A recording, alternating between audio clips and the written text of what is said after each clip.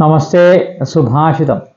Kim ഭാരസ്തു സമർത്ഥാനാം Kim ദൂരം വ്യവസായിനാം കോ വിദേശസ്യ വിദ്യാനാം കഹത്പരഃ പ്രിയവാദിനാം. സമർത്ഥന്മാർക്ക് സാധിക്കാൻ വയ്യാത്തതായി യാതൊരു കാര്യമില്ല. സാമർഥ്യമുള്ളവർക്ക് ഏത് കാര്യവും നിഷ്പ്രയാസം സാധിക്കും. പ്രയത്നശീലർക്ക് അകലെയായി യാതൊരു വസ്തുവുമില്ല. ഹാർഡ് വർക്ക് ചെയ്യുന്നവർക്ക്, നല്ലതുപോലെ പ്രയത്നിക്കുന്നവർക്ക് അകലെയായിട്ട് യാതൊരു വസ്തുവും ഉണ്ടാവില്ല. പിന്നെ വിദ്വാൻമാരായിട്ടുള്ളവർക്ക് വിദേശം സ്വദേശം തന്നെ. അവർ വിദ്വാൻമാർ, അവർക്ക് എല്ലാ ഭാഷകളും കൈകാര്യം ചെയ്യാനറിയാം, എല്ലാ കാര്യങ്ങളുടെയും ഗ്രാഹ്യമുണ്ട്, വിദ്വാനാണ്.